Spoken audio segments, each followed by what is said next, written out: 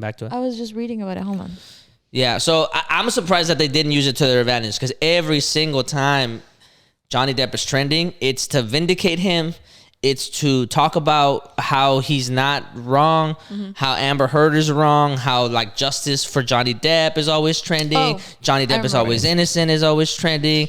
Like boycott Amber Heard and all this crazy shit. Based on what I was reading, they say that the reason why, or like it was speculated that the reason why she started to like bring all of this up at the time that she did was because it was during the Me Too movement. Right. So and that's her biggest criticism. That's why the defamation case is happening right now. And I think and I believe that maybe at the time the companies were like, if I were to get her out of this, they're gonna start saying, oh, you don't support the Me Too movement. A lot of companies were trying not to get involved with that movement. They were like, that makes sense at the beginning. Yeah. At the beginning. But by now, by now, I feel like, I mean, I don't know. Did they already film the movie or? I definitely think they have. I think at the very least, they have no excuse why they couldn't go back in and add the smallest scene of them just being like, wow, Grindelwald doesn't look like himself. He must be on Polyjuice Potion, and then be able to bring back Depp in the future. Right. You know?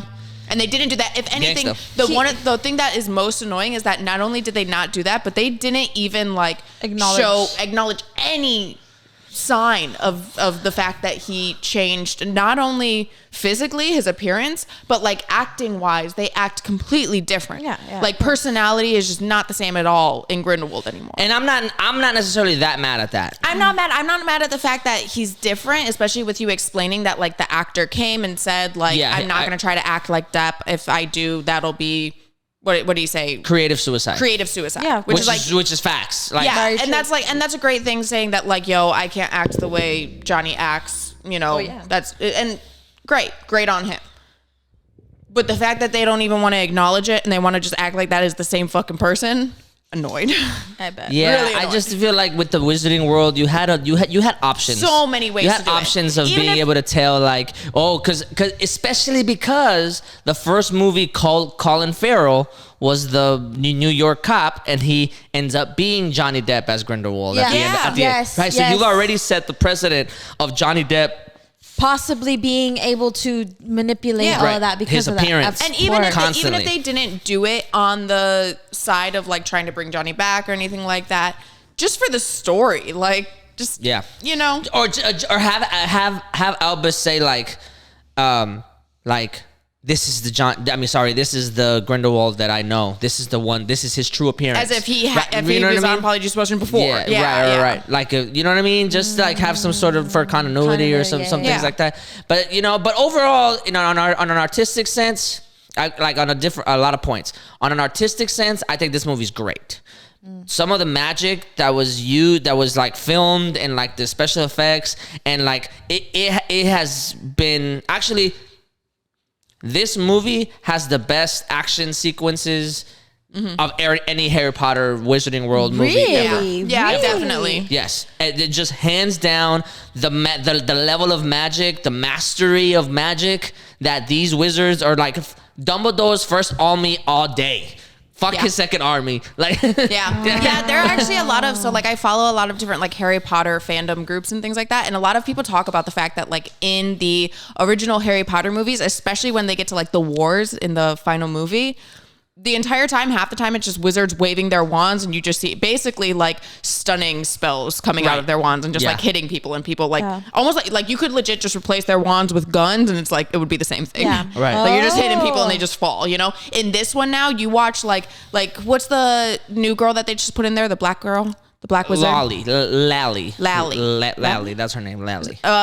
With she's her, when great. she's phenomenal, and they even mentioned that she has like phenomenal defense. Like strategies and raw. stuff. She's fire. She turns people into paintings on the wall. Like she just sticks them in the wall. And it's great. Fire. That is something. And she's gangster too. She's got confidence. That girl. I feel like that's something that like I really feel like was missing in Harry Potter. Yeah. Because all of the entire time as I was growing up watching it and thinking about it, and I'm like, okay, you're a witch, you're a wizard, cool.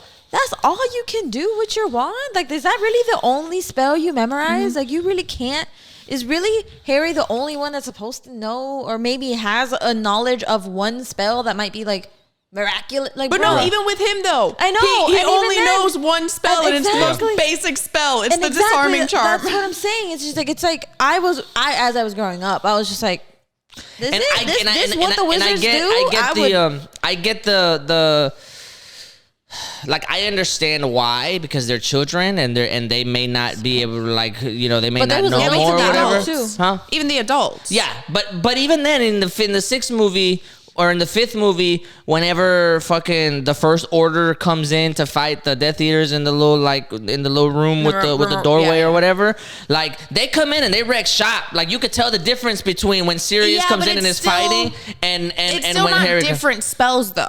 No, but it's better defense though. It's better wizards. You could tell the difference between Sirius trying to fuck shit up against Lucius as opposed to Harry And trying I to can tell disarm you right Malfoy. now, the coolest You know what I spell. Okay, they do a lot of, like, you know, obviously they're kids, they're in school, so they're like learning spells. So sometimes they'll like learn cool spells, and then they'll make a point of like using that spell, like learning how to do Wingardium Leviosa, and then they showed it to have Ron like use it as like a point in the movie. But outside of that, you never really see them use that. Yeah. Right. But the coolest one that I think was ever shown in Harry Potter is in the last movie with Molly Weasley, when Bellatrix Lestrange is going after Ginny, and she just steps up and she's like, "Not my daughter, you bitch," and she blows that bitch into pieces. Yeah.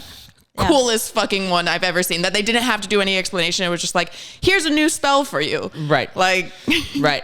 I think I understand, even in Harry Potter, like, the spells might have been a little bit more intricate, because once you learn mastery of the spells, you don't have to say the words. Yeah. You can just wave the stick, you and just then you're know, good. like, it's gonna happen. Like, your body you know what I mean? just knows. But in terms of special effects, It was really good. this movie, fuck me. Yeah. Like, Dumbledore is a fucking badass, and Dumbledore is a very ambiguous, like, morally ambiguous character. Like, like, going back and retrospectively speaking, you know, like, seeing what he does with all the movies. But fuck me, man, the way his magic in this third Fantastic Beasts movie is next level. It's like, oh, now I understand why. Now I understand why everybody was hella afraid of him in Harry Potter, because Harry Potter was just walking around eating fucking Twizzlers or whatever the fuck he was eating, and like. And everybody was just like, "No, Dumbledore, the greatest wizard." But I was like, "What you mean, dog? All he did was clap on a phoenix and disappeared."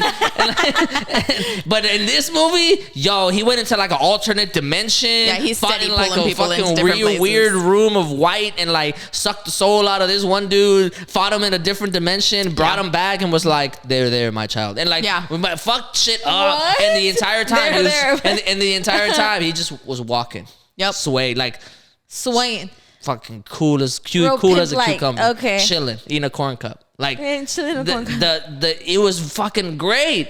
And then the girl, Lolly, first of all, the way they introduced her, I was not happy with, because I don't know who the fuck this bitch is. And like, In general, yeah. But she's fire. Cause she's there, and she saves fucking Jacob in the one scene, and she is fucking. Her magic is next level. Really? Next level. That's so cool. I'm like, in terms of creatively speaking, You think this one's good? this movie's good, imagery wise. What they do to show that they're in the wizarding world, A1. In terms of storytelling, narrative, continuity, it gets like a C, like a C minus. You know what I mean? Okay. But if you're a Wizarding World fan and you just want to see more of the world, it is gonna continue getting an A plus for me. Yeah, because but, like, I mean, you just get to see more beasts. Even you get just to watching the first Fantastic Beasts, you were like, damn. You get to get There's these little so Easter much eggs. more to this whole so world cool. that like they didn't touch You get to on see in different just Harry Potter. nations. Yeah, you get to see different. So it's just like more immersive experience, and you're just like, fuck, like you get the little like things in your stomach, right?